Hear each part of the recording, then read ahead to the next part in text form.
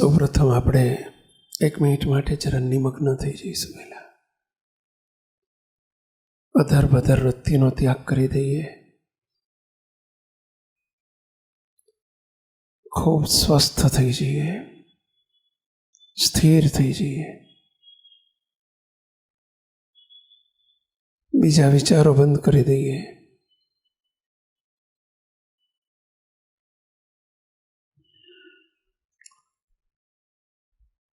નેત્ર મીચીને જે મહારાજ સામે દર્શન આપે છે એ જ મહારાજ કેવળ કૃપા કરીને મને મૂર્તિમાં રાખવાને માટે આવ્યા છે રે આવ્યા છે. શ્રીજી મૂર્તિમાં રાખવાને આવ્યા છે. મહારાજ આવ્યા, પ્રતિલોમ ભામે મહારાજ બિરાજમાન થઈ ચૂક્યા છે.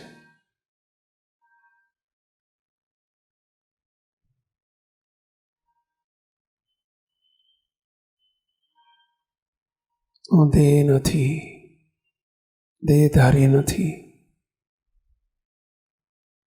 હું અખંડ મૂર્તિમાં છું, અનાદિમુક્ત જ છું.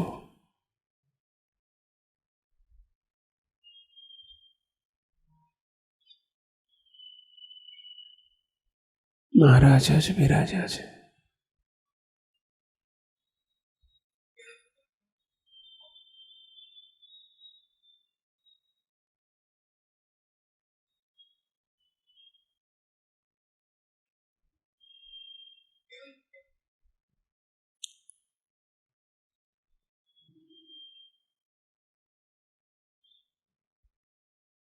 સહજાન સ્વામી મહારાજની જય.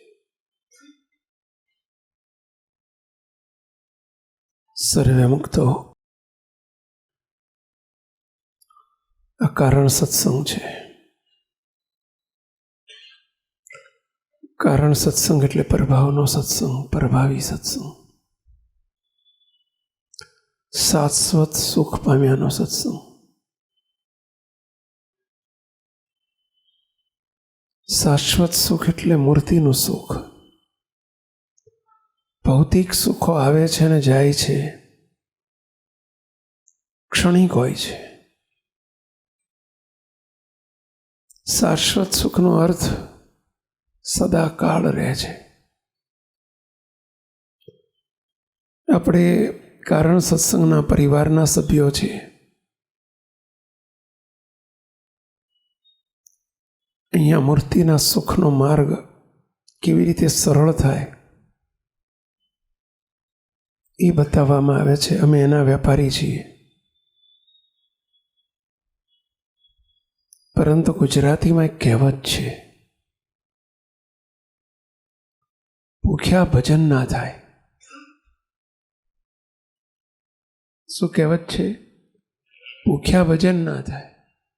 બરાબરની ભૂખ લાગી હોય ને કોઈક કે તું ધ્યાન કર, ભજન કર. હવે અંદર હળકતું હોય, કેવી રીતે ભજન થાય? પેલા જેમ ભૂખ્યા ભજન ન થાય એમ પરભાવને સુખને પામવા માટે અવરભાવમાં સુખી હોવું ફરજિયાત છે. અવરભાવ જેનો અનહેપી છે, દુઃખદાયી છે, તનનો દુઃખ, ધનનો દુઃખ, મનનો દુઃખ, પરિવારનો દુઃખ,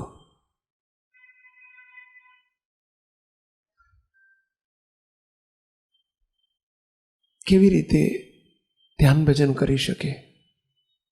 સ્થિતિના માર્ગે આગળ ના વધાય. અને એમાંય બહાર ડખા હોય ને તો ચાલે, પણ પરિવારમાં અશાંતિ હોય ને ના ચાલે. માણસ હતાશ થઈ જાય, કાર્યક્ષમતા ઘટી જાય, એફિશિયન્સી ડાઉન થાય, ટેન્શન અને ફ્રસ્ટ્રેશન રહ્યા કરે.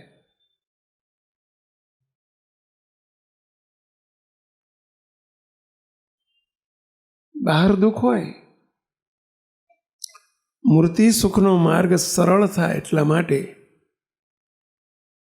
આપણને હેપી ફેમિલીનો એક પ્રોજેક્ટ આપવામાં આવ્યો છે કે SMVSના સર્વે સમાજની અંદર આત્મીયતામાં તિરાડ ના જોઈએ. આપણા પરિવારો હેપી જોઈએ. પરિવાર હેપી હશે તો આપણે હેપી રહીશું, અને આપણે હેપી રહીશું તો સુખે ભજન ભક્તિ થશે.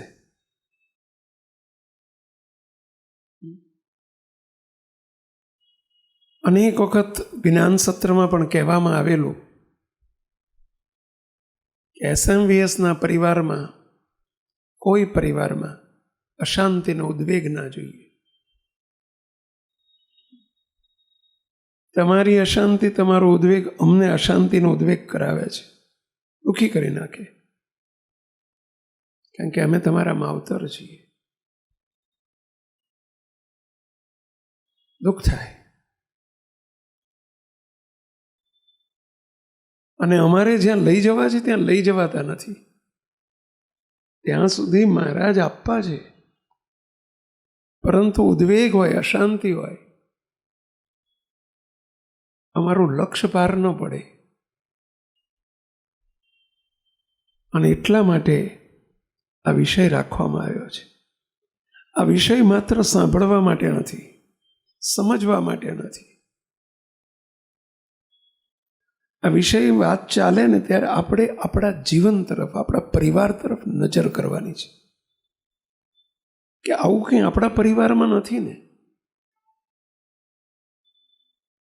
પહેલું તો એક વ્યાખ્યા સમજીએ કે હેપી ફેમિલી કોને કહેવાય.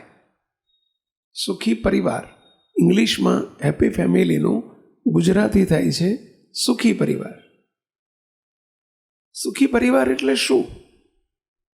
બહુ સમૃદ્ધિ હોય એ, બહુ જ પૈસો, મબલક પૈસો હોય એ, મોટા આલિશાન બંગલામાં રહેવાનું હોય એ સુખી પરિવાર, મોટી ગાડીઓ ફેરવતા હોય એ સુખી પરિવાર, ફ્લાઇટમાં રોજ જર્ની કરતા હોય એ સુખી પરિવાર. મુક્ત એક પ્રસંગ બનેલી ઘટના કહેવી છે. સુખી પરિવાર એટલે શું? લગભગ 2005 વાસના પૂનમનો સમય હતો. હું ગમે ત્યાં હોઉં, ઇન્ડિયામાં હોઉં તો પૂનમે હોઉં જ. ગુરુદેવ બાપજી પણ બિરાજતા હતા. સાંજે 5-5:30 હું નીકળતો હતો ગાંધીનગર સ્વામિનારાયણ ધામ પર જવા. નીચેથી ટેલિફોન ઓપરેટર દોડતો આવ્યો. અમે ગાડીમાં બેસી ગયા હતા. ટેલિફોન ઓપરેટર આવીને કહે છે, સ્વામી ઉભા રહો, એક નીચે ફોન આવ્યો છે, એક ડૉક્ટર સાહેબ છે. એમ ઓળખ આપે છે કે હું ડૉક્ટર ફલાણા ફલાણા નામ આપ્યું, હું ફલાણા ડૉક્ટર છું, મારે સ્વામીને મળવું છે. મેં કહ્યું એમને કે સ્વામી તો ગાડીમાં બેસી ગયા છે, નીકળી રહ્યા છે. એમણે બહુ આગ્રહ કર્યો કે સ્વામીને કહો હું 10 મિનિટમાં પહોંચું છું, પણ મને મળ્યા વગર ના જાય. સ્વામી મેં કહ્યું કે પણ એમને ઉતાવળ છે. ત્યારે ડૉક્ટર સાહેબ એટલું કહ્યું કે આજે મારો છેલ્લો દિવસ છે, આજે મારું મૃત્યુ નક્કી છે, છેલ્લી વખત મારે સ્વામીને મળવું છે. મને જો નહીં મળે ને તો મારું મોત બગડશે. સ્વામી શું કહું? મેં ફોન ચાલુ રાખ્યો છે. સેવક ગાડીમાંથી નીચે ઉતર્યો. સ્વાભાવિક છે,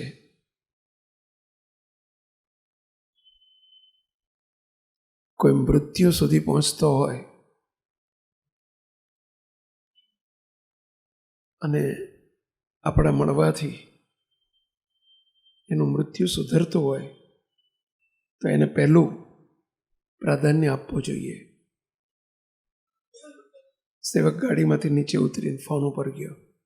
એ વખતે લેન્ડલાઇન ફોન હતા બહુ, આટલું બધું મોબાઈલનું ને પેલા કોડલેસ ફોનનું નહોતું.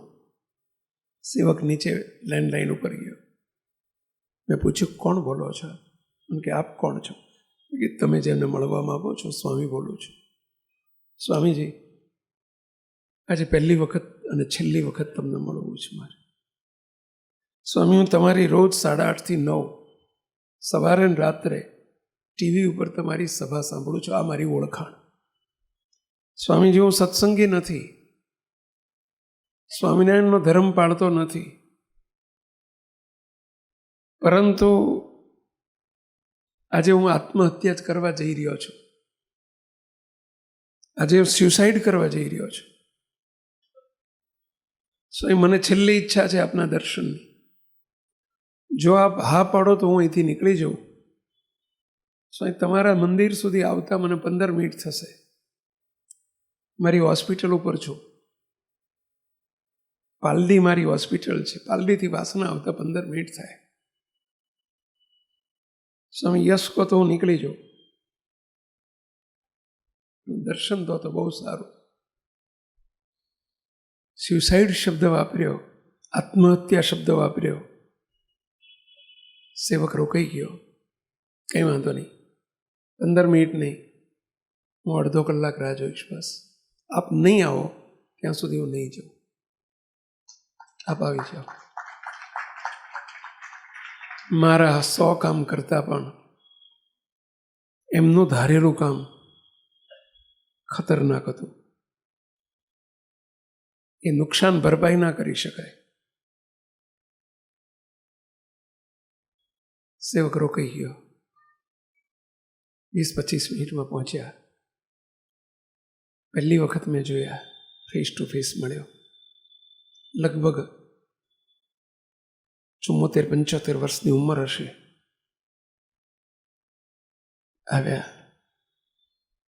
નામ આપ્યું. સ્વામી, હમણાં ફોન ઉપર વાત કરી કે હું ડૉક્ટર સો એન્ડ સો. સ્વામી, હું પીડિયાટ્રિક ડૉક્ટર છું, બાળકોનો નિષ્ણાત ડૉક્ટર છું. સ્વામી, મારી હોસ્પિટલ આ જગ્યા ઉપર છે. મને વર્ષો પહેલાંની સ્મૃતિ થઈ. 40 વર્ષ પહેલાં 1975-74 હું જે સ્કૂલમાં અભ્યાસ કરતો, 11 ધોરણમાં, એ સ્કૂલની સામે જ આ ડૉક્ટર સાહેબની હોસ્પિટલનું બોર્ડ મારા રોજ વાંચવામાં આવતું હતું. કીધું, ફલાણી હાઈસ્કૂલની સામે તમારી હોસ્પિટલ? તો કે હા સ્વામી, મેં તમને જોયા નહોતા પણ તમારું બોર્ડ વર્ષો પહેલાં નજરમાં આવી ગયું હતું, એટલે મહારાજે આપણો કોન્ટેક્ટ કરાયો છે. બસ મને કે સ્વામી, પહેલાં મને રોઈ લેવા દો. ખોળામાં માથું મૂકીને મારે રોવું છે, થોડી વાર રડવું છે સ્વામી, પછી હું બધી વાત કરું. સ્વામી, આપણી પાસે હું હળવો થવા આવ્યો છું. અને સ્વામી, અહીંથી સીધો જ હું સ્યુસાઇડ કરવા જઈ રહેલો છું. ખોળામાં માથું મૂકીને બહુ રડ્યા, ખૂબ રડ્યા. એક નાનું બાળક રડે ને એમ રડ્યા.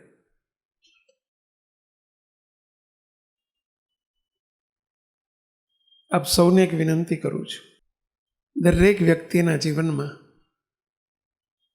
કોઈક એવો એક ખોળો રાખવો જોઈએ, હોવો જોઈએ, કે જે ખોળામાં માથું મૂકીને આપણે રડી શકીએ, હળવા થઈ શકીએ. એવો એક ખોળો આપણા જીવનમાં હોવો જોઈએ. જેને નક્કી કરો એને. પરંતુ જીવનમાં એક ખોળો દરેક વ્યક્તિ માટે જરૂરી છે. હું પણ આ ગુરુદેવના ખોળામાં ઘણી વખત માથું મૂકીને રડી પડતો. આપણા જીવનમાં જોઈએ, ફરજિયાત કોઈક એક ખોળો જોઈએ કે જ્યાં હળવા થઈ શકાય. અને ખોળો પામવા માટે એવી પ્રીતિ કરવી પડે. જીવન છે, સંસાર છે, વ્યવહાર છે. અમારા જીવનમાં પણ ક્યાંક ચડ ઉતર આવે, બની શકે. પરંતુ આપણા જીવનમાં એક ખોળો, જ્યાં ખોળામાં આપણે તપેલું હૈયું ઠરી શકે, જે ખોળામાં માથું મૂકવાથી આપણને હિંમત અને વિશ્વાસ વધે, બળ મળે, સાંત્વના મળે, પ્રેમ મળે, હળવા થવાય. કોઈક એક ખોળો નક્કી કરજો જીવનમાં. ફરજિયાત જોઈએ, દરેક વ્યક્તિને જોઈએ.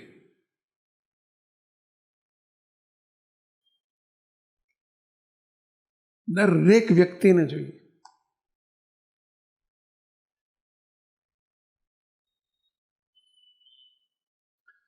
આ ડૉક્ટર સાહેબ રીતસર નાનું બાળક રડે ને ખોળામાં માથું મૂકીને બહુ રડ્યા. મને હળવો થવા દો કરતા જાય ને રોતા જાય.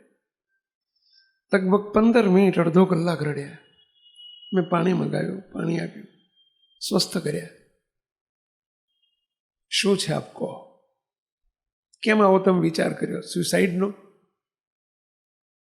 આ તો હલકો વિચાર કહેવાય. આત્મહત્યા, સ્વામિનારાયણ ભગવાને તો શિક્ષાપત્રીમાં કહ્યું છે કે ગમે તેવો આપતકાળ આવે, ગમે તેવું દુઃખ આવે, ગમે એવું કષ્ટ પડે, તો પણ કોઈ દિવસ આત્મહત્યા ન કરવી, એ વિચાર પણ નહીં કરવો. સંસાર છે, સુખ દુઃખ આવે. અત્યારે બહાર રાત છે, સવાર નહીં પડવાની? સવાર નહીં થાય કોઈ દિવસ? થવાની જ છે. નહીં થાય નહીં, થવાની જ છે. દુઃખ આવ્યું છે, સુખ આવવાનું જ છે. જેમ રાત કાયમ રહેતી નથી, એમ દુઃખ પણ કાયમ રહેતું નથી.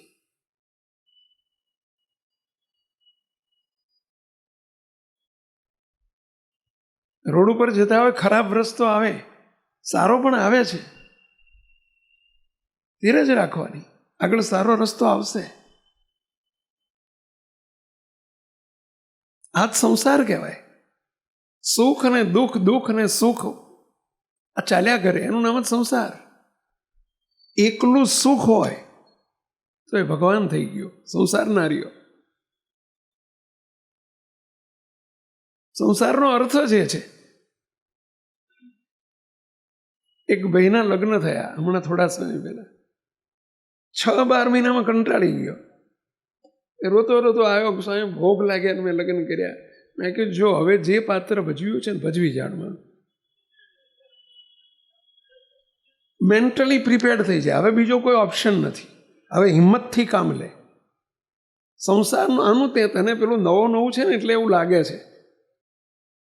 આ બધાને તું પૂછ, બધા ટેવાઈ ગયા છે. તારા પપ્પાને પૂછ, તારા દાદાને પૂછ, બધાને શરૂઆતમાં આવું થાય, પણ બધા જ ટેવાઈ ગયેલા છે. એમ તારે ટેવાઈ જવાનું છે, બીજો કોઈ ઓપ્શન નથી. પેલા સુખ છે, દુઃખ, દુઃખ, સુખ, દુઃખ. સંસાર છે સુખ દુઃખનો દરિયો, એમાં તરી શકે કોઈક જ તરિયો. પેલા સુખ અને દુઃખથી સંમિશ્રિત હોય એનું નામ સંસાર કહેવાય. પેલા હિંમત નહીં હારવાની. કેમ તમને આવો સ્યુસાઇડનો વિચાર કેમ આવ્યો? ડૉક્ટર છો તમે, તમારી પ્રેક્ટિસ કેટલી છે? કે સ્વામી 50 વર્ષની પ્રેક્ટિસ. મારી 50 વર્ષની પ્રેક્ટિસ છે. પછી એમની હિસ્ટ્રી કહેવા માંડી. મને કે સ્વામી આખી દુનિયા એમ કહે છે કે ડૉક્ટર સાહેબ તમારા જેવો કોઈ સુખી નહીં, તમારા જેવો કોઈ સુખી નહીં, તમારા જેવો સુખી નહીં. પણ હું એમ માનું છું કે સ્વામી મારા જેવો કોઈ દુઃખી નથી. જો હેપી ફેમિલી, આખી દુનિયા જેને હેપી સમજે છે, સુખી સમજે છે, પરંતુ પોતે પોતાને સુખી સમજાય છે, એ હેપી ફેમિલી. હું સુખી છું એવું મનાય છે, એ હેપી. આખી દુનિયાનું લાયસન્સ, મળેલું લાયસન્સ ખોટું, મળેલું સર્ટિફિકેટ ખોટું. પોતાની જાતે પોતાને સુખી મનાય છે, એ કે સ્વામી મારા જેવો કોઈ દુઃખી નથી. સ્વામી મારી હોસ્પિટલમાં જે આવે એક જ સર્ટિફિકેટ આપે, ડૉક્ટર બહુ સુખી છે, બહુ સારા છે. મારું ઘર જોવે, સ્વામી મારો 100 કરોડનો બંગલો છે, હું 100 કરોડનો, આ તો 2005ની વાત કરું છું, 100 કરોડના બંગલામાં બોપલ વિસ્તારમાં રહું છું. મારો બંગલો બહારથી જે જોવે ને એમ જ કહે કે આ માણસ બહુ સુખી હશે. સ્વામી મારા ઘરના આંગણામાં 10 ગાડી પડી છે, કારણ કે ઘરમાં 4 દીકરા છે, 4 વહુઓ છે, 8 ડૉક્ટર છે, 4 દીકરા ડૉક્ટર, 4 દીકરાની પત્નીઓ ડૉક્ટર, હું ડૉક્ટર, મારા ઘરવાળા ડૉક્ટર. સ્વામી 10 જણની 10 ગાડીઓ છે. જેટલા ગાડીઓ જોયો એટલે બધા એમ જ માને છે કે આ સુખી પરિવાર છે. સ્વામી પણ મારા જેવો કોઈ દુઃખી નથી. જો સુખી પરિવાર કોને કહેવાય? આપણે જે માનીએ છીએ અને જેની પાછળ સુખ માટે ફાંફા મારીએ છીએ, તદ્દન ખોટી વ્યાખ્યા છે. કે જાજો પૈસો એટલે જાજો સુખી, મોટી ગાડીઓ એટલે જાજા સુખી, બહાર વાહવા એટલે બહુ સુખી. તદ્દન ખોટી માન્યતા છે. આ બધું હતું એમની પાસે, છતાં એમ કહે છે કે મારા જેવો કોઈ દુઃખી નથી. કેમ દુઃખી છો તમે? અને કે સ્વામી હોસ્પિટલ સવારમાં 9 વાગે પહોંચી જઉં છું, રાત્રે 9 વાગે ઘેર જઉં છું, 12 કલાક હું હોસ્પિટલમાં રહું છું. સ્વામી બપોરે ટિફિન આવે છે ઘેરથી, હોસ્પિટલમાં બેસીને જમી લઉં છું. 9 વાગે જ્યારે રાત્રે મારે ઘેર જવાનું હોય ને ત્યારે હું નિસાસો નાખું છું કે આ જમપુરીમાં જવાનું થયું. હું ઘરે જવા માટે નિસાસો નાખું છું. સ્વામી મને જવાનું મન નથી થતું, ઘરમાં જવાનું. કેમ એમ? આવું કેમ? મને કે સ્વામી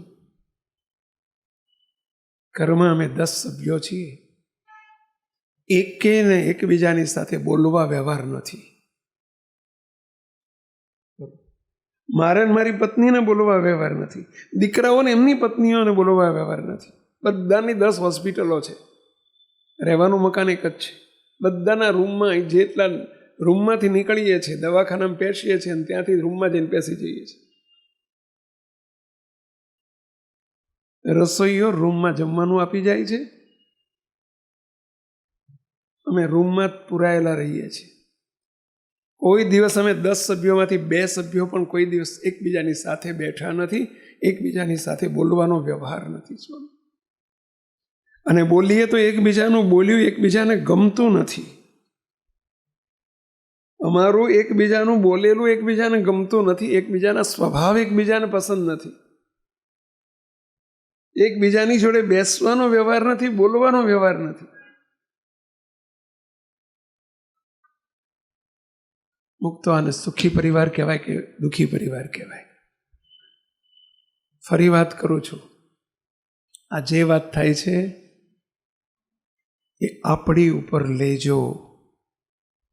આપણી ઉપર લેજો એટલે મારા પરિવારમાં કેમ છે એ તપાસજો. ઘરના સભ્યોમાં આવો બોલવાનો વ્યવહાર ન હોય, હસીને વાત કરવાનો વ્યવહાર ન હોય, એકબીજાનું બોલ્યું કે બેસવું ગમતું ના હોય, એકબીજાના શબ્દો ગમતા ના હોય,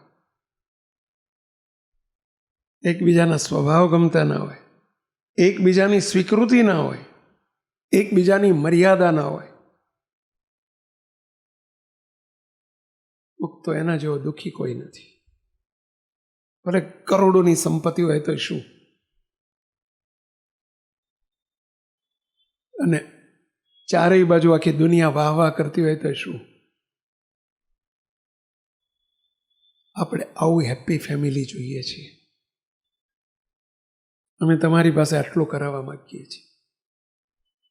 છે ઈચ્છા? આ વાત લાગુ પડે છે આપણને? કેટલાને લાગુ પડે છે? તો આજે આગળ વાત કરું. જરૂર છે આવા પરિવારની? ક્યાંય આપણા પરિવારમાં આવો કંઈક ગેપ જોવા મળે છે? વિચારજો. મુક્તો ના ચાલે. મોટામાં મોટું નુકસાન જ્યાં મન જુદા છે એકબીજાના, ત્યાં ભગવાનનો વાસ રહેતો નથી. એ પરિવારમાં ભગવાનનો વાસ ના હોય. જ્યાં ઉફાળું વાતાવરણ નથી ત્યાં ભગવાન ચાલ્યા જાય. તો આપ સૌને વિનંતી કરીશું, આપ બીજા કોઈ પરિવાર સામુ નજર ન કરતા. આજે તમને કંઈક કોઈક 2-3 ચાવીઓ આપવામાં આવશે, આ વખાઈ ગયેલા તાળાને ઉગાડવાની. પરંતુ આપ જે વાત થાય છે, આ વાત મારા માટે થાય છે, મારા પરિવાર માટે થાય છે, મને હેપી કરવા માટે છે, મારા પરિવારને સુખી કરવા માટે છે, એ વિચારજો. એટલી બધાને વિનંતી કરું છું.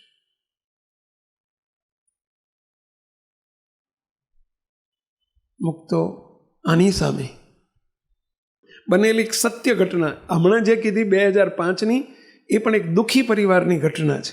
એની સામે એક સુખી પરિવારની ઘટના કહેવી છે. બહુ ધ્યાનથી સાંભળજો. તારીખ 15 જુલાઈ 2012ના રોજ, 15/7/2012ના રોજ વાલા હરિકૃષ્ણ મહારાજ સાથે અમે સેવક લંડન ગયેલા. અને લંડનથી લગભગ 300 કિલોમીટર દૂર આવેલ લેસ્ટર સિટીમાં જવાનું થયું. અને લેસ્ટર સિટીમાં પ્રમોદભાઈ પટેલના ઘરે પધરામણી હતી. મને આ ભાઈ યાદ નથી આવતા, પણ એમના ઘેર પધરામણી હતી. તેમના ઘરે નડિયાદની બાજુના સાંધી ગામના વતની લેસ્ટર સ્થિત લેસ્ટરમાં રહેલા TF કેશ એન્ડ કેરી શોપના માલિક, ત્યાં જેનો બહુ મોટો બિઝનેસ છે, બહુ મોટા ધંધા છે, મરચું ને હળદર ને ધાણાજીરું, આ જે મસાલા આવે ને એની બહુ મોટી ફેક્ટરી છે એમની, અને એનો જ ધંધો છે. એના માલિક 65 વર્ષીય અશ્વિનભાઈ પટેલ અને તેમના નાના ભાઈ અશોકભાઈ પટેલ દર્શન કરવા માટે જ્યાં પધરામણી હતી ત્યાં આવેલા. એમના મિત્ર હશે એટલે બોલાવેલા. અશ્વિનભાઈએ પ્રાર્થના કરી કે સ્વામી, અમારા ઘરે પધરામણી માટે ન પધારો, નજીકમાં જ મારું ઘર છે. અમે રજા આપી કે જરૂર આવીએ છીએ, જાઓ, ઘેર જઈને તૈયારી કરો. તેઓ રાજી થયા અને તુરત પોતાના ઘરે ઠાકોરજીનું આસન, આરતી, પ્રસાદ વગેરેની તૈયારી કરવા માટે પહોંચી ગયા. 10 મિનિટમાં સાંજે 7:30 વાગે અમે અશ્વિનભાઈના ઘેર પહોંચી ગયા. 10 મિનિટમાં જ અમે ત્યાંથી નીકળીને એમના ઘેર ગયા. ઠાકોરજીની આરતી કરી, 5 મિનિટ બેઠા. ઘરમાં 20-25 પુરુષ સભ્યોને જોઈ અશ્વિનભાઈને પૂછ્યું, આ બધા તમારા સગા સંબંધી નજીકમાં જ રહેતા લાગે છે, આટલી વારમાં તમે આટલા બધાને કેવી રીતે બોલાવી લીધા, એ પણ આ વિદેશની ભૂમિ ઉપર? ત્યારે અશ્વિનભાઈ હસતા હસતા કહ્યું, દયાળુ, આ આખો અમારો પરિવાર જ છે. સ્વામી, આજે રવિવાર છે, આજે અમારી ફેક્ટરી અને દુકાનો બંધ છે, એટલે પરિવારના સર્વે સભ્યો ઘરે છે. અમે 5 ભાઈઓ અને 2 બહેનોનો સમગ્ર પરિવાર અમે સાથે જ રહીએ છીએ. 14 વર્ષ પહેલા અમે આ જગ્યા ઉપર જમીનમાં પ્લોટ લઈ અમે 7 બંગલા, 7 ઘર માત્ર રહેવા અને સૂવાની સગવડ માટે બનાવ્યા હતા. પરંતુ અમારા 7 પરિવારનું આજે પણ 14 વર્ષથી એક જ સંયુક્ત રસોડું અમારા ઘેર ચાલી રહ્યું છે.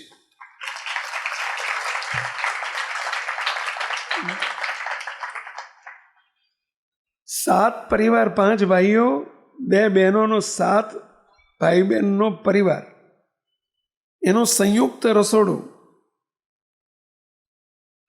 અમારા એક ઘરમાં જ રસોડું છે, બાકીના 6 ઘરમાં ફક્ત સુવાને રહેવાની જ વ્યવસ્થા છે. રસોડું, કિચન જ નથી બનાવ્યું.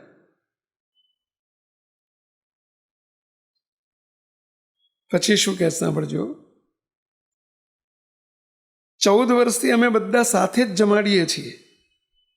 એટલું જ નહીં, રોજ રાત્રે એક વખત ઘરના તમામ સભ્યો ભેગા થાય પછી અમારો 9 વાગે જમવાનો ટાઈમ છે.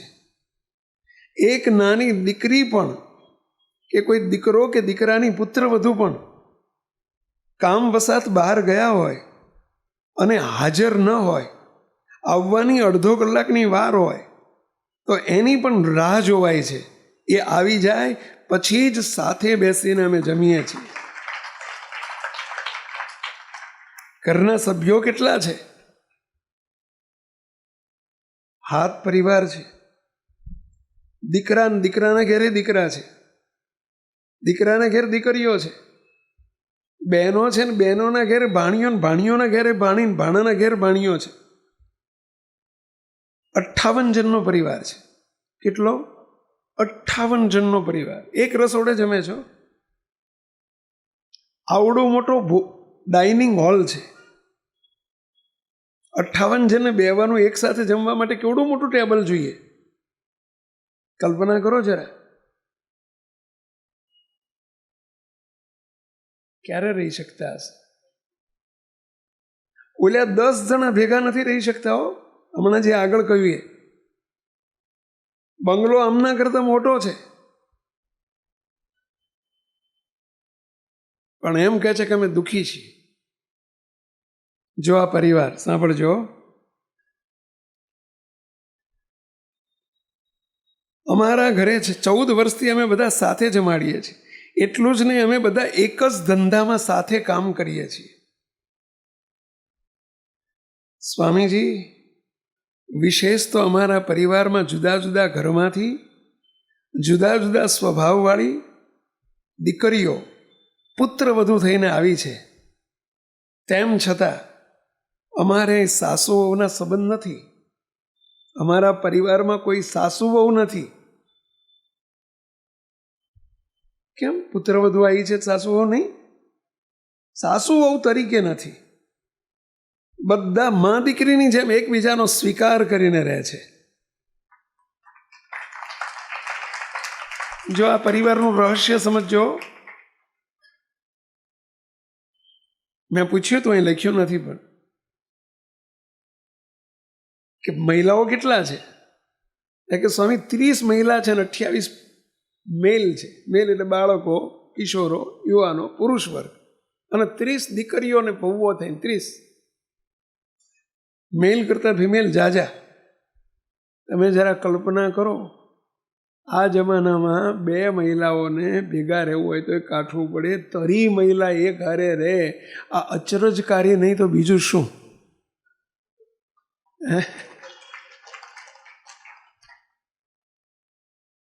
આપણને સાંભળીને કેટલાયને આનંદ આવતો હશે, ધન્યવાદ એવું થતું હશે.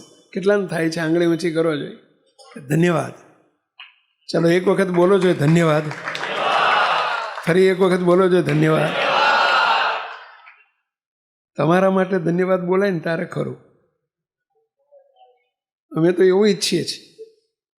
એમાં આપણું શું વળ્યું? બોલો. બધા મા દીકરીની જેમ એકબીજાનો સ્વીકાર કરીને રહે છે. એમના પણ કોઈ પ્રશ્ન નથી. બધા એકબીજા સાથે હળી મળીને આનંદ કિલ્લોલથી રહીએ છીએ.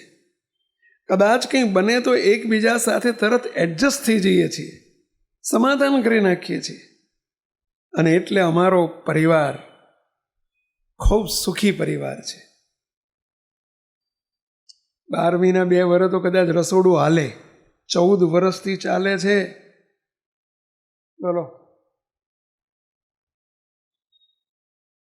ફરીથી એક વખત તાળીથી વધારી.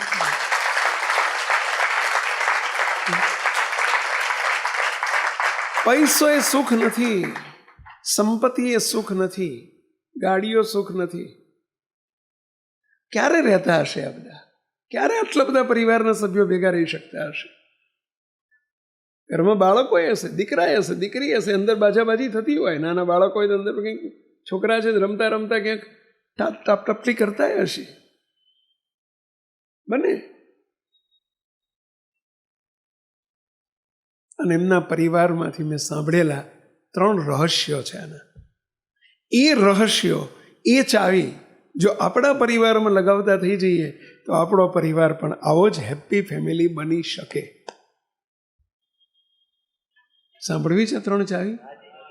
સાંભળવી છે કે જાણવી છે? જાણવી છે કે સમજવી છે? સમજવી છે કે અપનાવવી છે? અપનાવવી છે કે અજમાવવી છે?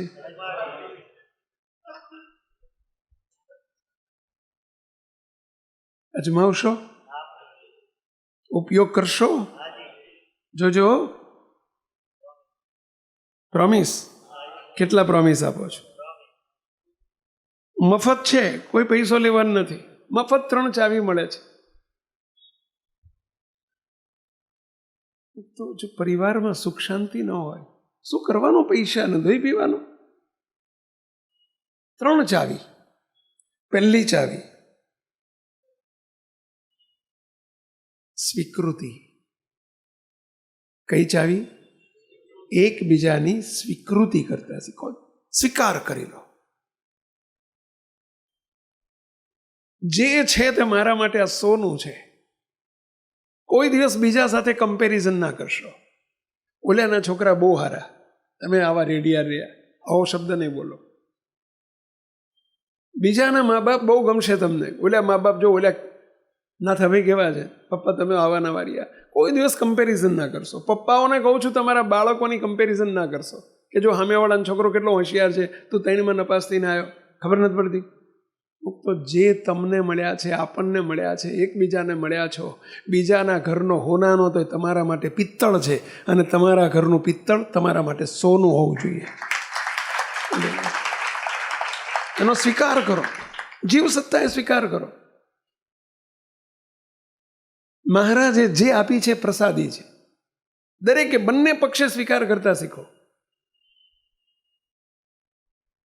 આપણા એક હરિભક્ત છે, હું નામ નથી આપતો, ઘણા ઓળખો છો તમે. અત્યારે એમની લગભગ 70 વર્ષની ઉંમર છે. એક સમયે વડોદરા MS યુનિવર્સિટી એમનો સમય હતો જ્યારે સ્ટડી કરતા. વડોદરાની MS યુનિવર્સિટીમાં he was gold medalist at that time. એ સમયે ગોલ્ડ મેડાલિસ્ટ હતા. યુનિવર્સિટીમાં BSc MSc બંનેમાં he was first class, first rank holder.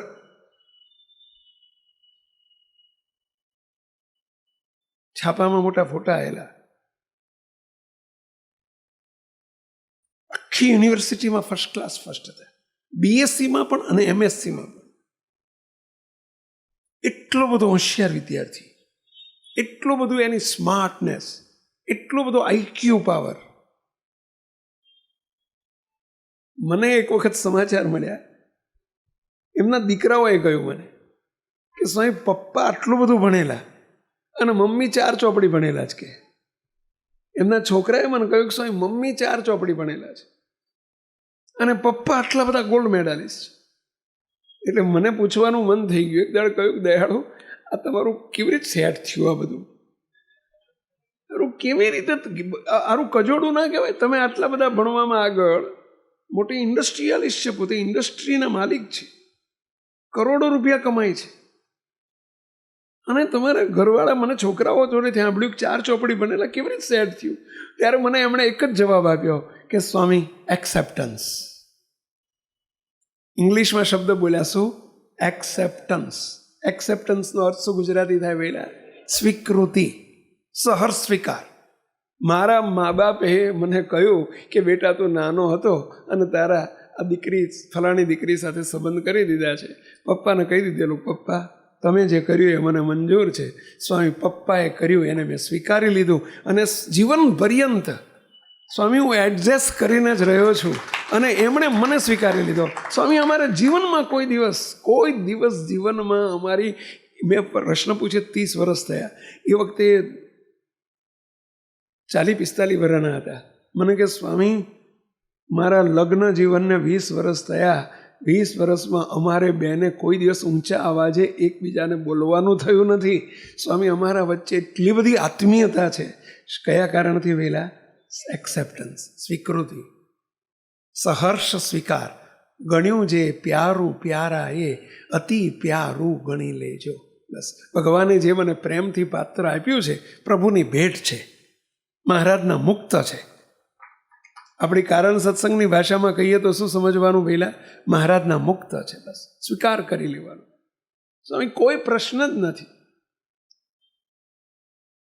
એકબીજાનો સ્વીકાર કરો, નાના મોટાનો, મોટા નાનાનો સહર્ષ સ્વીકાર કરી લો. તમને હું એક પ્રશ્ન પૂછું, આમાંથી જોબ કેટલા કરો છો? નોકરી કરતા હોય એવા કેટલા છે? કઈ કંપનીમાં નોકરી છે? Phillips carbon. તમારી ઉપર કોઈ બોસ છે? એમની સાથે બને જ તમે? બનાડવું જ પડે ને. નોકરી કરવી હોય તો બનાડવું જ પડે. બનાડવા માટે સ્વીકૃતિ કરવી જ પડે.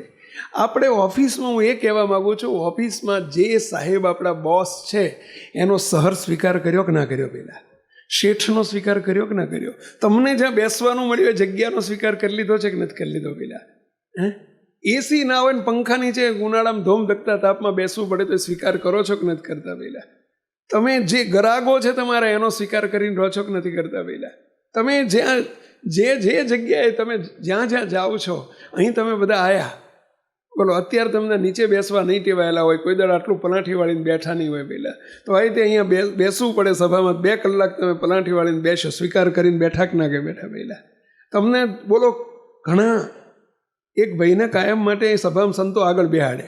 મને એક દાડ કે સ્વામીને કોને જરા? મેં કેમ?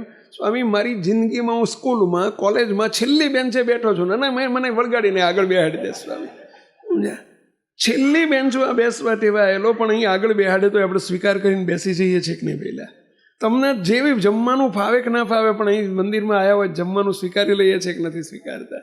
તમે બધો સ્વીકાર કરો છો.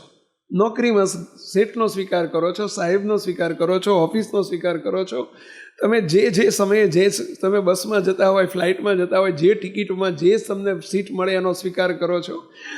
તમને હું વિનંતી કરું છું કે એટલે તમે એક ઘરમાં બધા એનો સ્વીકાર કરો ને, બધા હજારોનો સ્વીકાર કરો છો, તો ઘરમાં 5 જણનો એકબીજાનો સ્વીકાર કરી લો ને. ત્યાં કોઈ પ્રશ્નો નથી થતા, તો અહીં કેમ થાય છે? સહર્ષ સ્વીકારી લો ને. મહારાજે જે આપ્યું એ પ્રસાદી છે, બસ એનો સ્વીકાર કરી લો. ઘણા પ્રશ્નો સોલ્વ થઈ જશે. હે મારા પપ્પા આવા, મારી મમ્મી આવા, મારો દીકરો આવો, મને આવા છોકરા ભટકાણા છે.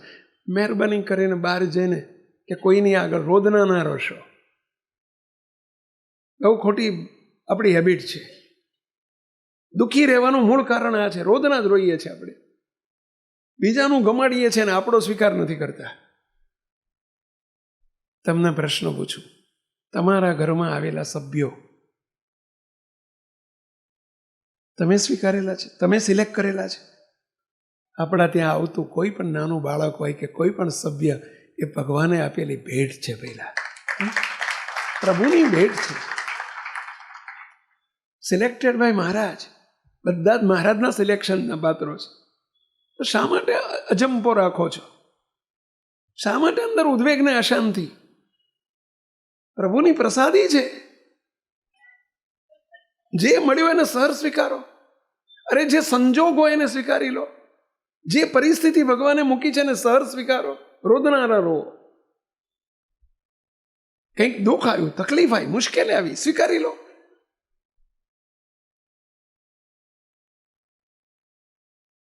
આપણે નાના હતા ને ત્યારે ભણવામાં એક કવિતા આવતી, અમારે આવતી, તમારે આવતી હશે. ચિઠ્ઠીના ચાકર છઈએ ઓધવજી, ખબર છે? કવિતા આવતી. ભગવાન રાખે એમ રહેતા શીખો. દેખાડે જુઓ, આનંદથી સ્વીકારો.